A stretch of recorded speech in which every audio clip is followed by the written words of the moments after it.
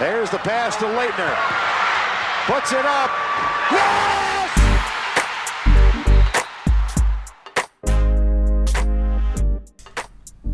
Ladies and gentlemen, welcome back to Camera Chronicles. I'm your host, Max Rego. I'm joined today by our sports editor, Mr. Jonathan Levitan. Jonathan, how are we doing? I'm doing great. Thanks for having me on. Yeah, Happy New Year, dude. Back at you. Yeah, appreciate it. Yeah, it's our first episode of the new year, and your first in a few months, right? Yeah, since the NBA draft. Yeah, back in June. It's been a hot minute, so let's get right into it. My co-host Alex Jackson, he's not here today. He's still moving in for the spring semester, but he'll be back. No worries to all you loyal Alex fans. He'll be back on whenever our next episode is. But yeah, let's get right into it. Duke, pretty funky up and down start to ACC play. 12-4 overall, 3-2 in conference. 24-point loss to NC State last week. Duke got absolutely cooked on the road in PNC Arena, and then a escape against Boston College, nearly blowing a 14-point second half lead, and barely escaping on the road. Jonathan, big picture, do we need to reset expectations for this Duke team? Maybe a bit in terms of the season as a whole.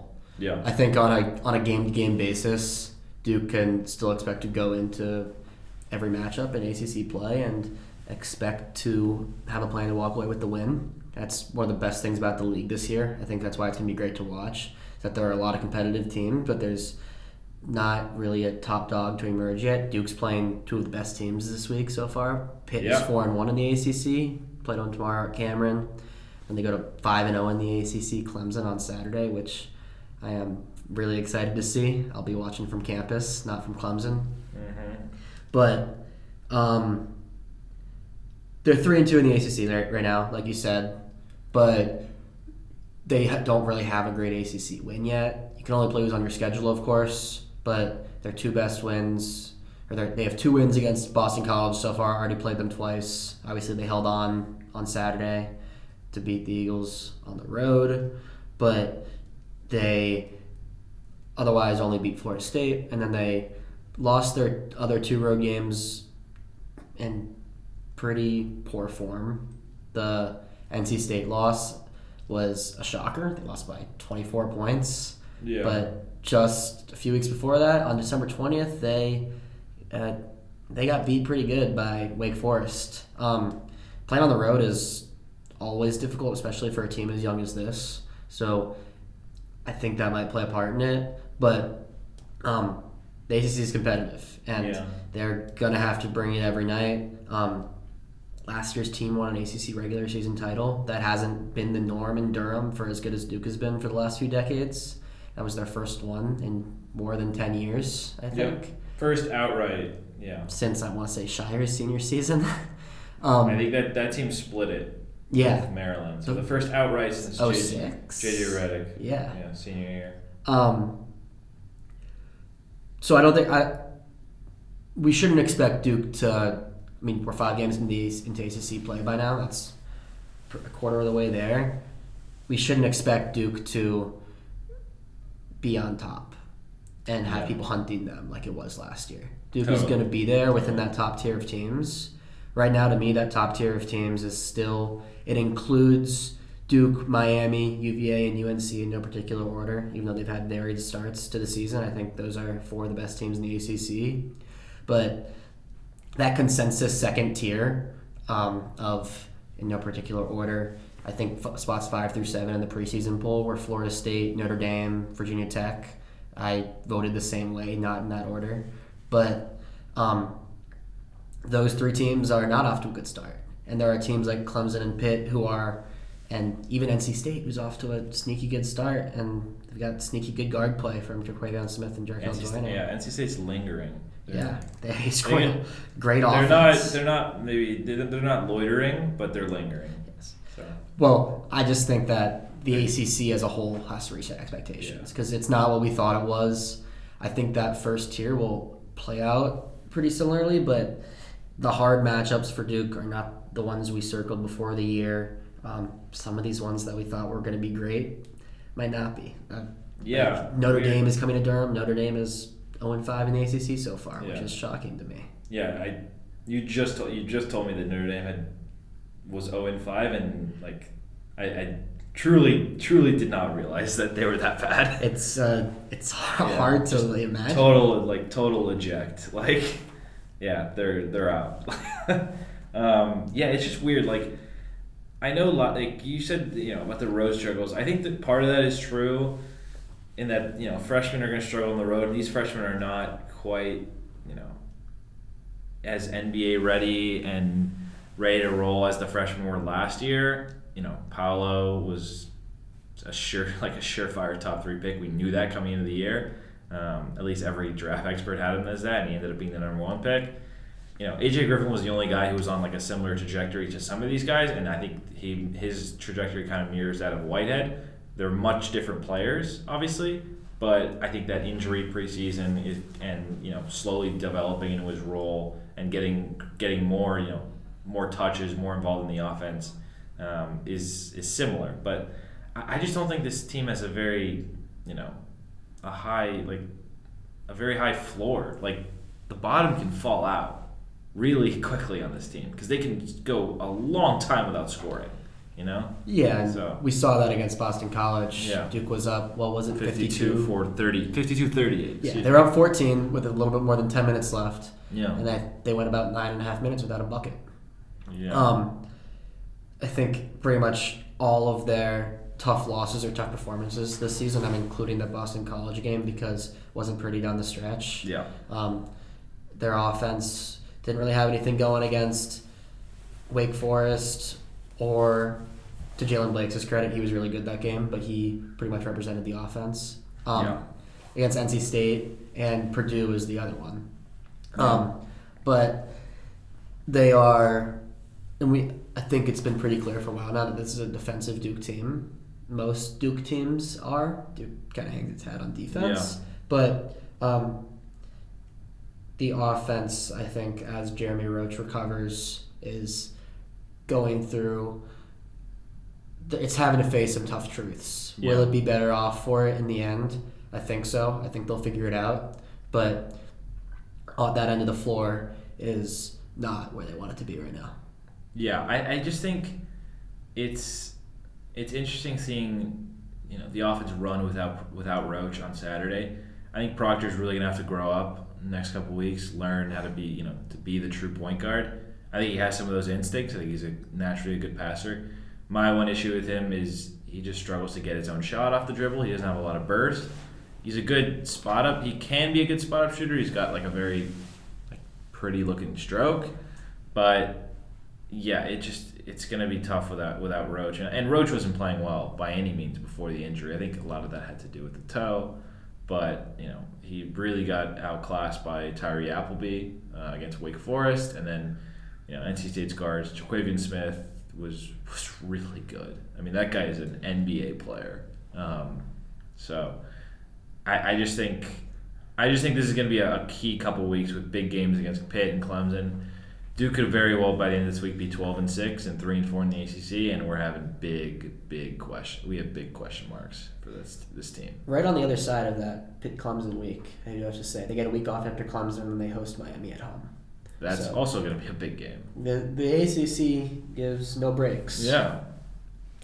It's tough because I don't think the ACC is an elite conference again this year. I think it has the potential for a lot of teams to peak come tournament time. I really think Miami. I know Miami made the Elite Eight last year. I think they have a chance to go almost as far this year. I think they might even be a better team. Just because they were underseeded last year as a 10 seed, clearly. But I think they Isaiah Wong is clearly the top dog, and they're going to be a really tough team. I would not be surprised if they beat Duke twice. So they do play twice. They play down in Coral Gables. Yeah, you'll be there, won't you? I will be. Well, it's 5 minutes from my house, so that is true. But no, I would not be surprised if I think Duke will lose the road game. I think the home game is a 50-50 one. But yeah, I just think again the only two guys that I know what I'm getting when I watch a Duke game are with Roach being out, because I know Roach is going to be he's not as much of a vocal leader, but he's still the captain. He's still going to be running the offense. He's at least, he's going to stay aggressive. He's never, Roach, to his credit, he never shies away from shooting the ball. Other guys are affected by shooting slumps. Roach doesn't seem like he has that issue. But Blake's, Young, and Mitchell are the three kind of glue guys for this team, and they all bring hustle, they all bring energy. And Young might be limited defensively, but he at least is a good enough rebounder where he can make up for it, and he can test every shot. Every shot by whoever he's guarding. But those are the three that I can really rely on. And in my opinion, that's having glue guys is super important. Who are your three? Blake's, Young, and Mitchell. Okay, I was hoping you mentioned Mitchell. Yeah. Well, yeah, we were talking about him before, but before we started recording. But he's shooting over 45% from three. It's not the prettiest thing in the world, but it goes down apparently. Not on, like you said, I think you mentioned, not on super high volume. I think he's taken somewhere around 30 shots this year, like 2 shots a game. Yeah, it's not a ton, but it's still something. But Whitehead starting to come into his own. I think he's gonna be like the go-to scorer when Duke needs a basket. I just think he's not quite there yet. So, and like against the zone, which Boston College went to, that 1-3-1, he really took a step back. He had a really good first half, and then he struggled. He only scored 5 in the second half. So, I think this is also an important stretch for him. We don't know how long Roach is going to sit. Yeah. It's obviously not a new injury. They called it a re-aggravated toe injury. Right. It happened for the first time against Purdue back in November. Yeah. But he's probably not going to play tomorrow. That's what it sounds like from Scheyer. And the Clemson game is only 3 days after that, so who knows if he'll play in that. Yeah, right. I'm sure we'll have a good chance of seeing him against Right. Miami if all else fails. But when Roach was out the other day, they started Proctor and Whitehead was at the 2. He's been playing more of a combo guard role, even though he's capable of playing in the front court. They really like Mark Mitchell at the 3. Yeah, right. So, which, we could talk about this in a bit, but I still would like to see more lineups with Filipowski at center and Mitchell at the 4, just for spacing. And yeah, this team needs to go a little more up tempo. They play at a little too slow of a pace for my taste. I think part of having Mitchell at the 3 and treating Whitehead more like a combo guard really plays into what they want to do on defense. That's true. Scheyer had an availability this morning where he talked a little bit about they're not a team that's going to play a high press. They really like their length on defense. They like their chances when teams are having to come at them or shoot over them. I think it's going to serve them well this week. Clemson and Pitt are shooting about as many 3-pointers as anybody in this league and making a lot of them. Duke's length is helpful there. I know I got a little sidetracked, but I think that's really interesting. No, well, yeah, this team can definitely switch basically everything. I just think, they need to at least try and get out and run a little bit, just because those easy baskets make it so much less complicated. Because they just have that start against NC State was mind numbing to watch. I mean, 15-0. I think 8 minutes in, right? I don't know the time, but I know they scored the first 15 points. Close to the second TV timeout, and just teams that are able to get up in Proctor and Roach's faces. They contest the passing lanes, hedge big guys hedge the screens hard. It's gonna be really tough for Duke to score because they just don't have a guy who can reliably, until Whitehead fully gets there. They don't yet have a guy who could just go out and get his own shot, and they've had guys like that. They had a couple guys last year who really could do that. Paolo was clearly the guy, but Wendell could do that.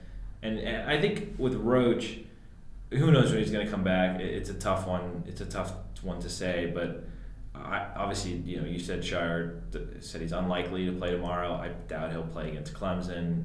He was in a walking boot before the BC game. That's a tough one for me to say a week after, but who knows? I wonder if Roach's role was just better for him last year, where he was surrounded by a bunch of studs, and they just needed a guy to be the point guard and kind of the director of everything, if that makes sense. I think there's no doubting that it might have been more natural for him. Yeah. Because he's been asked to take on a lot on offense this year. But, I mean, I think back to that Iowa game at MSG in the beginning of December. Yeah. He's capable of doing it. He's capable. And this last month has been hampered by injury. I'm sort of holding back on this because I really like what he's done on the offensive end so far. But I also think you're right that he, as a facilitator, as a true point guard, really excels. Yeah. I think that's one of the reasons maybe that this next game, it's really important for us to see how Duke looks comfortable on its home court without its point guard. Yeah. What does Proctor look like? How much can he lean on his freshman backcourt mate to take some of the burden off of him and help him do things that he's most comfortable with? Yeah. No, I totally agree.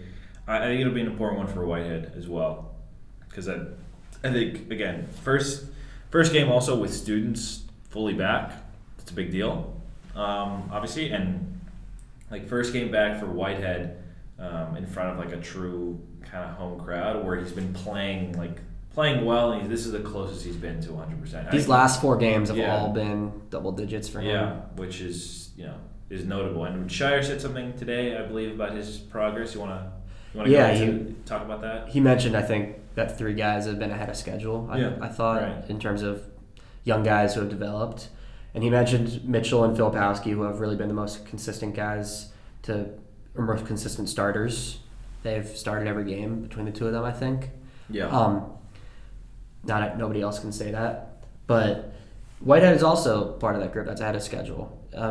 For where we expected him to be, maybe not even playing for the majority of non-conference, for him to be starting off ACC play and already starting to take off like this, I mean, I think that's a really good sign for Duke.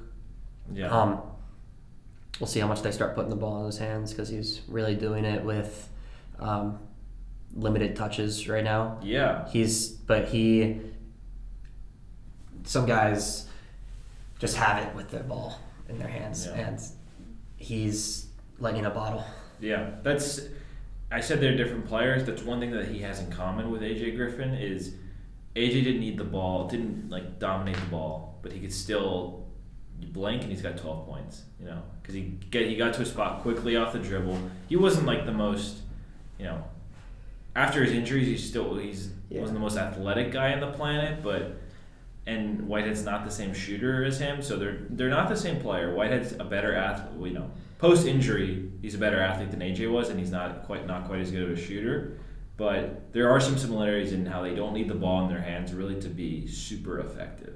So I'll be honest, I haven't thought about the AJ comparison that much, but it's a good one. Jake, our dear friend, Jake the Otto, yes, made the comparison. I think just from a trajectory standpoint, which I think is a smart one. Yeah, I think the thing I really admired about AJ's trajectory last year is that he came into Duke and he became a player that was completely different than the prospect I thought he would be. Yeah, and totally, he was totally. And the thing was, he kind of recreated his game in college.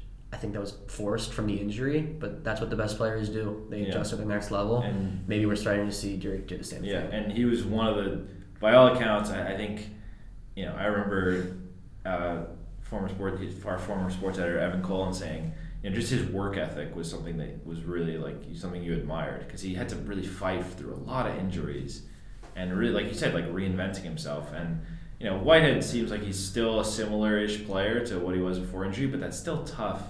Being injured in August and not knowing not knowing quite when you're gonna play, and then showing this linear kind of growth, which I think he's the one guy who really has shown that. We can go into detail about a couple other guys, but it's impressive, and I think he's the one guy that I think is really gonna have to step up for Duke without Roach, if they're really gonna get to their ceiling. So, and him, and we can bring him up, 20 minutes in, Derek Lively, the crown jewel of this recruiting class, and we barely have talked about him at all so far. His rim protection is still, it's a 10 out of 10. He's a deterrent. He not only blocks, but just making, guys don't even try sometimes when he's in the paint. But offensively, like, he just doesn't look at the rim sometimes. He's not even a lob threat. So yeah, I think he obviously has work to do, and he doesn't look like the top recruit we expected him to be. But it's also hard on a team like Duke that is better on the defensive end than on the offensive end, and they have a great option in Ryan Young, who's had a fantastic year, and he fits really well into their rebounding philosophy and size philosophy and getting into the paint. Where, for as good as Lively has been on defense, I don't think he's brought enough on the other end of the floor to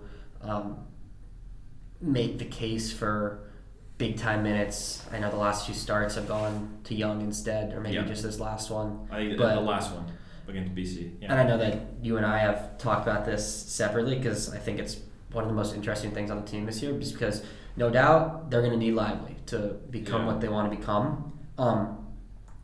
And I think that it's also important that they're going to need Young. They clearly have a really good thing going here where they have two really good centers. Well, it's hard to two really talented centers. Yes. Lively is definitely more talented. Honestly. I think Lively is. I voted Lively as ACC Rookie of the Year. I would say the media had him. You and the rest of the media at ACC Media Days, everyone voted him. It wasn't unanimous, but he was the choice. No, I think he was the choice by a pretty wide margin. By a pretty big margin, yeah. I think that he is built a little differently than the traditional centers of old. He's not a post player, but not at a all. lot of what he does that's really good is traditional, even for his slimmer build. Right. He's a rim runner, he's a shot blocker, and he's a rim protector. Those are incredibly valuable things. Yeah. I think you gave his defense a 10 out of 10. I think I'll lower it to like a 9 right now. I think he's got... His post defense could use a little bit of work, so maybe a 9 out of 10. I think he's as good a young defensive big man as there is in the ACC and in the nation. But Duke has to make strides on offense right now, and I think the way his offensive game works as a rim runner and a lob threat, all that stuff that we talked about, is it doesn't slide nicely in yet next to an offense that is still finding itself. Yeah. I don't want to go on too long. I think back to the Ohio State game. That was a great game in Cameron. It was weird atmosphere. It was a whiteout in the student section, and I'd never seen that before. And Scheyer was a little shaken up by it. But really? It's a digression. Yeah. He talked about how he'd never seen a whiteout in the student section before. He's like, yeah, it's nice. I don't know if we should do it again. It was the first time they've ever done it. But that was Lively's best game as a Blue Devil. Yes. He had 11 points. I think that was his first time in double digits. Might be the only time. Only one, okay. Yeah. And he wasn't taking outside shots. He was He was getting available. I think Roach hit him on the lob a few times. He was timing his runs well. I think he needs to consistently be given that opportunity. Yeah. And it's hard when you have Ryan Young right there, who's playing great and winning basketball. Had a historic double-double a few weeks ago against... the perfect game. Yeah, the perfect game. But Lively, I think that was the best Duke's offense has looked all year. Yeah. Maybe Iowa. Iowa is probably the high point of the season, even if that win doesn't look as good anymore, now that Iowa's lost a few games. Iowa also stinks on defense. So. Yeah. And Ohio State's a better defensive team, so... Yeah. But they looked close to complete with him running the floor like that. Yeah. And we've been talking about AJ Griffin, and I think Scheyer mentioned this yesterday. He's been on a lot of calls recently. They're all getting mixed up in my head. But about how last year AJ had this game, right? He had that Wake Forest game where you're like, okay, AJ Griffin is here. I don't know if we're ever going to get that with Lively. He's not going to explode one day. Yeah, I don't and think so. That's not the kind of player he is. But I think that given the opportunity, once that he and Young start to share the floor, see similar time, we'll start to see him come into his own a little bit. I don't know how long it's going to take, but I think it's natural for freshmen to take time. Yeah, Lively playing well, it really raises their ceiling, because if you have to devote more attention to him inside, if from a defensive standpoint, that's going to open up passing lanes for guys in the perimeter. That's going to open up shooting lanes for everyone on the perimeter. If he's a lob threat, if guys are driving, it changes decisions for defenders to help off him. If he's a consistent lob, if he's shown an ability to jam home a lob, so I think he really changes things. And I like Ryan Young a lot. I think he has to stay important. Yeah, he's one of I think Ryan Young is honestly one of the most self-aware athletes I think that I've covered at Duke. I think it's been really interesting to talk to him, and he said look, what I lack in athleticism, I make up for in hustle, grit, energy, and I think he's been a pleasant surprise. I expected him to be solid coming in the year, but I did not expect him to have a 20-12 game against Florida State. So he's been really, really solid, I think, and he's got to continue. He's definitely part of the story for this team going forward. So I just think Lively raises their ceiling significantly. I think one of the things that Duke has to be able to lean on, just based on its roster construction, is how big it is. Yeah. Lively, Young, Filipowski, Mitchell, they all have to be big parts of it. And Filipowski, he's in kind of a slump right now, not shooting the ball well, but I think it's just a little bit of a freshman wall. So I think he'll shoot through it. And he's still playing winning basketball. Yeah, I was gonna say he obviously made the winning free throws. That's a big deal. Those are pressure shots. But he hasn't played his best over the last couple weeks. I think I'm looking now at his numbers last couple games. I mean, he did have 15 against BC and 14 against NC State, but he's still 5 of 14, 4 of 10. I mean, he shot 4 of 14 in the loss to Wake. He hasn't, even against Iowa, he was 5 of 15 from the field. So he hasn't been super efficient over the last month or so, but I think him getting going, if that coincides with Lively coming into his own, that could be pretty formidable for Duke. I just don't, I just wonder when that will actually happen. Something that he was asked about today was if he had noticed the scouting report changing against him, because I think Scheyer had noted that before, because he came roaring out of the gates, obviously. He won 4 straight ACC Rookies of the Week, which I don't think had ever been done before, much less to start a season. And he was not as high up on the scouting report before. There were other players on Duke's roster that were listed above him, and now, especially with Jeremy Roach looking like he'll miss some time, he is really a key focus. That's hard, especially when you're playing your first ACC games ever to be doing this. He's a physical player, which is obviously going to treat him well in a physical league like the ACC. But he's also tough, and we saw that at the end of the Boston College game. Much better defender than I think the narrative, which again, narratives can be wrong going into the season.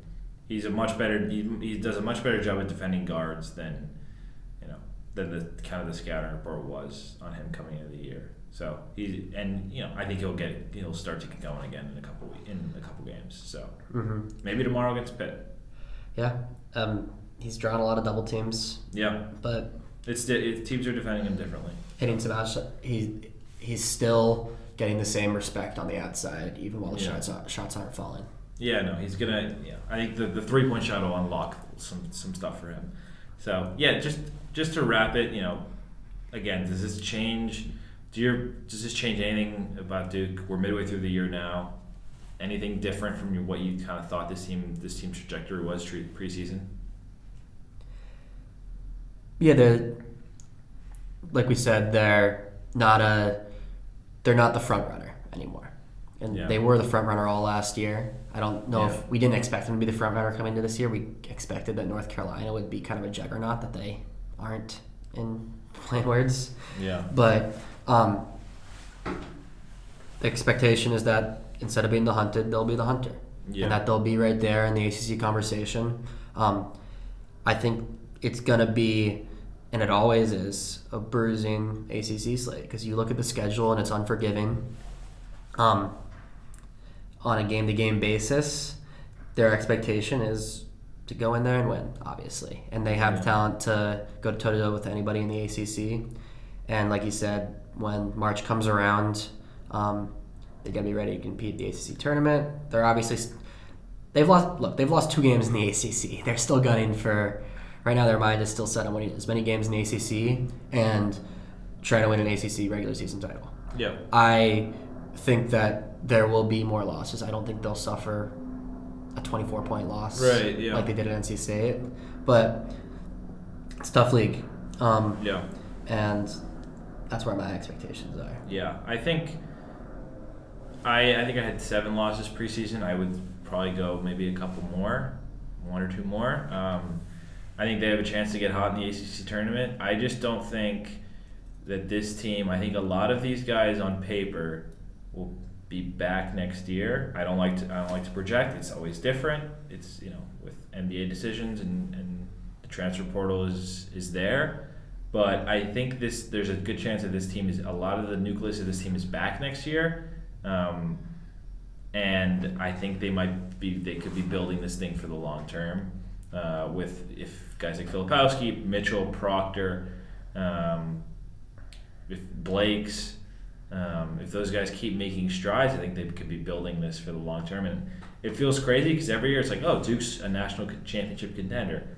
Well, this year my kind of thing is, well, what if they're not? Like, I don't think they are, and maybe that's where they're at right now for this season. So maybe they get hot in March. I would need to see significant improvement across the board, especially offensively. So I think it's a fair assessment. yeah. I think that we'll know a lot more about this team once Jeremy Reg comes back. Yeah, absolutely. If he misses, again, I don't like to speculate about when he's going to come back from injury. If he misses this Pittsburgh game and maybe the Clemson game, those are going to be important games for the rest of the team to see how they operate without him. I think when he gets back, it could add a whole other dimension. Yeah, right. Totally. All right. Well, that's all you had, right? That's everything. Yeah. So you'll be covering the game tomorrow, correct? Yep, I'll be in Cameron. Duke against Pitt, 7:00, right? I believe 7 o'clock. And then Duke at Clemson are Jake Piazza and Andrew Long will be driving down to Clemson. Actually, just passed by Clemson yesterday. I was driving back from Miami. So those are two tough games. Big games on tap will tell us a lot about Duke's, whether Duke is getting closer to that ceiling that we just referenced. So make sure to check out our website, DukeChronicle.com, for all of our written coverage, and check out our Twitter handle @DukeBasketball for all of our Twitter content. So thanks everyone for tuning in, and Jonathan, really appreciate you making your return. Always a pleasure, Max. All right, appreciate it. Thanks everyone for tuning in. Have a great rest of your week.